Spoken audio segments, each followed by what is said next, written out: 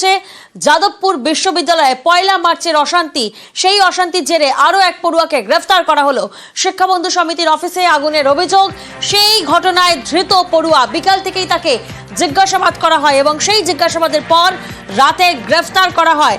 যাদবপুরের আরো এক পড়ুয়া গ্রেফতার। প্রতিনিধি রৌনক এই মুহূর্তে আমাদের সঙ্গে রয়েছেন। রৌনক, যাকে গ্রেফতার করা হয়েছে তার পরিচয়। একেবারে সৌম্যজিৎ মাহাতো বলে ফার্স্ট ইয়ারের একজন ফিলোসফির পড়ুয়াকে গ্রেফতার করা হয়েছে। আজ বিকেলে 5:30টা নাগাদ তাকে যাদবপুর থানায় নিয়ে আসা হয় এবং যাদবপুর থানায় টানা থেকে জিজ্ঞাসাবাদ করা হয়। যেটা জানা যাচ্ছে যে পয়লা মার্চ যে শিক্ষাবন্ধুর অফিসে অগ্নিকাণ্ড যে ঘটনার আগে শাহিদ আলী নামে যাকে গ্রেফতার করা হয়েছিল, আজ যার জামিন হয়, ঠিক সেই ঘটনারই কিছু সিসিটিভি ফুটেজ এবং কিছু ভিডিও পুলিশের হাতে ছিল। সেই ভিডিও দেখেই তাই কিন্তু টানা জিজ্ঞাসাবাদ করা হয় বিকেল থেকে এবং তার বয়ানে একাধিক অসঙ্গতি দেখা যায়। সেক্ষেত্রে কিন্তু আজই তাকে গ্রেফতার করা হয়েছে। পড়ুয়ার নাম সৌম্যজিৎ মাহাতো এবং এই অ্যাকশন মামলা অর্থাৎ শিক্ষাবন্ধুর অফিসে যে অগ্নিকাণ্ড সেই ঘটনাতেই কিন্তু এই সৌম্যজিৎ মাহাতোকে গ্রেফতার করলে যাদবপুর থানার পুলিশ। আগামীকাল কিন্তু আদালতে তোলা। বেশ,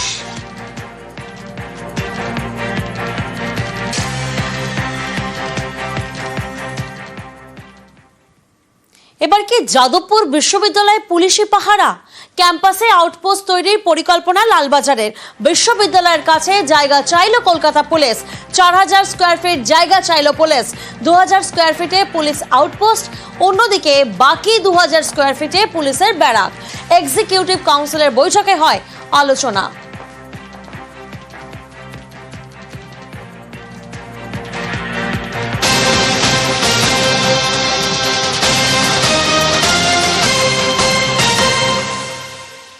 জাতীয় তকমা হাতছাড়া যাদবপুরের কেন্দ্রের ইনস্টিটিউট অফ এমিনেন্স তকমা। সম্ভবত IOE তকমা পাচ্ছে না যাদবপুর। ইউজিসির IOE তালিকায় নেই যাদবপুর বিশ্ববিদ্যালয়। সংসদে প্রশ্নের জবাবে জানালেন শিক্ষা প্রতিমন্ত্রী।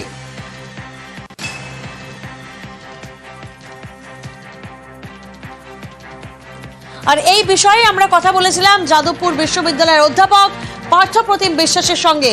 তারা কিভাবে দেখছেন শোনাবো আপনাদের। এতদিন ঝুলিয়ে রাখার পর যদি এখন সরকার বলে যে আসলে এই তালিকা থেকে যাদবপুরকে বাদ দেওয়া হলো, আমি জানি না তাতে কার মুখ উজ্জ্বল হচ্ছে। যে ইনস্টিটিউটটা দেশের মুখ উজ্জ্বল করছে, ইন্টারন্যাশনাল র্যাঙ্কিং এ গবেষণার নিরিখে আপনি যদি দেখেন যাদবপুর বিশ্ববিদ্যালয় অন্যতম শ্রেষ্ঠ। দেখুন, একটা 100 বছরের পুরনো ইউনিভার্সিটি, ফলে সেখানে জায়গা আছে অথচ আমরা কোনো বিল্ডিং না থাকায় স্পেসের অসুবিধা হচ্ছে।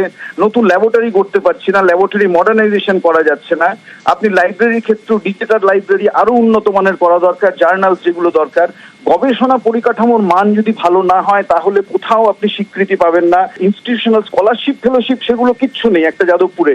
সেগুলো চালু করা যেত, ইন্টারনাল সিকিউরিটি সিস্টেম এনহ্যান্স করা যেত। এই প্রত্যেকটা জিনিসই কার্যত করা যেত একটা ভালো ইনস্টিটিউটে। সেটা থমকে পড়লো এই কেন্দ্রের না বলার সিদ্ধান্তের মধ্যে দিয়ে।